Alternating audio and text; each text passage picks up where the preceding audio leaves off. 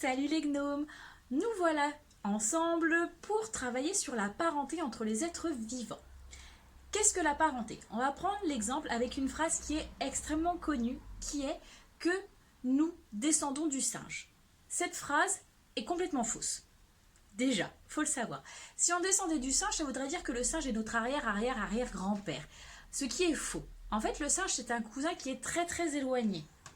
Donc déjà, entre un arrière-grand-père et un cousin, c'est pas la même. Donc en fait, on va étudier ça avec plusieurs espèces. On va voir ce qu'on appelle donc la parenté, c'est-à-dire si on est proche ou pas d'une espèce. Si une espèce est un cousin très éloigné, si c'est un arrière-arrière-grand-père, si c'est un grand-oncle encore plus éloigné, on va voir exactement ce genre de relation. Pour voir ce genre de relation, on va y aller de manière graduelle, c'est-à-dire petit à petit. On va déjà comparer quelques espèces, c'est la partie 1, puis ensuite on va apprendre à les ranger. Alors, les espèces que l'on va comparer. Il y aura tout d'abord la grenouille. Je vous présente, petit kermite.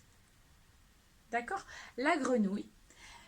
Vous avez aussi dans les documents une photo de squelette de poisson. Et le troisième squelette à étudier, normalement, ce serait Oscar. Évidemment, je n'ai pas ramené Oscar à la maison pour ce confinement, même si sa présence aurait été fort sympathique. Mais vous connaissez normalement tous le squelette humain et ce sera assez facile, étant donné que vous êtes vous-même être humain, de répondre aux différentes questions de ce tableau. Donc, vous avez dans le tableau, il faut une première ligne où il faut marquer les espèces données. Vous notez donc grenouille, poisson, être humain. Ensuite, vous regardez, vous comptez le nombre de membres, s'il y a un crâne ou s'il n'y en a pas, s'il y a des écailles ou pas, dans quel milieu de vie ils vivent, le nombre de doigts et s'il y a des mamelles. Alors, qu'est-ce que c'est qu'un peu tout ça? Le nombre de membres, c'est ce qu'on appelle nous communément les bras et les jambes. Tout simplement. Pour la présence d'un crâne, vous mettez oui ou non, vous n'allez pas plus loin. Ok? Le milieu de vie. Il faut préciser finalement si c'est dans un milieu aquatique, si c'est un milieu terrestre ou un milieu aérien, c'est-à-dire dans l'air. Mamelles, qu'est-ce qu'on appelle communément les mamelles? Nous, dans l'espèce humaine, on appelle ça les seins. C'est ce qui permet de nourrir les petits, tout simplement. Donc vous me remplissez bien ce petit tableau et vous répondez à la question 2 et 3 de la partie 1 de l'activité 2. Pour l'activité 2, vous allez trouver dans le Drive cette fiche-là, ainsi que sur Pronote.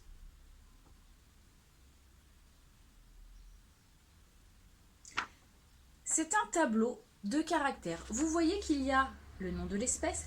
Ici, c'est donc un pigeon biset. Vous avez l'image correspondant à chaque individu. Et en dessous, vous avez quelques-uns de ces caractères. Si on regarde par exemple, le pigeon. Le pigeon, on voit qu'il a des yeux. On voit qu'il a une bouche, qu'il a un squelette intérieur, qu'il a 4 membres et des plumes.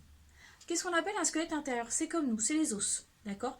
Par exemple, on prend un crabe, lui il a un squelette qui est à l'extérieur. Ou les escargots. Donc, à partir de cette fiche-là, vous allez remplir ce tableau-là. Tout simplement que vous regardez l'espèce, vous regardez le caractère, il a, vous faites une croix. Il l'a pas, vous laissez tout blanc. Rien de fou. Alors, jusque-là, rien de bien compliqué. Mais, du coup, remplir ces tableaux vous permettra de faire l'activité de la semaine prochaine, qui est celle-ci est un peu plus difficile. Pourquoi elle va être difficile? Parce qu'il va falloir classer les espèces en fonction du nombre de caractères qu'elles ont en commun ou pas. Normalement, on fait un jeu avec plein de boîtes et on met les petites étiquettes des espèces, comme ceci, dans les boîtes en fonction des caractères qu'ils ont ou pas. Avant de vous inquiéter, je mettrai à votre disposition sur Pronote et sur le Drive différents outils pour que vous puissiez comprendre ce qu'on appelle la classification par boîte. Si vous voulez la faire chez vous, je vous donnerai aussi un petit tuto pour faire les boîtes, comment les mettre et afin de faire le petit jeu chez vous. Le but de cette classification, c'est comme faire un arbre généalogique à la maison. D'accord? Qui est le plus proche de qui? Rien de fou. À savoir que cette classification, cette notion de classification, elle vous sera utile toutes vos scolarités au collège car vous la reverrez en 4e, puis en 3e et ensuite au lycée en général. Sur ce, je vous souhaite une bonne soirée. Au revoir mes petits.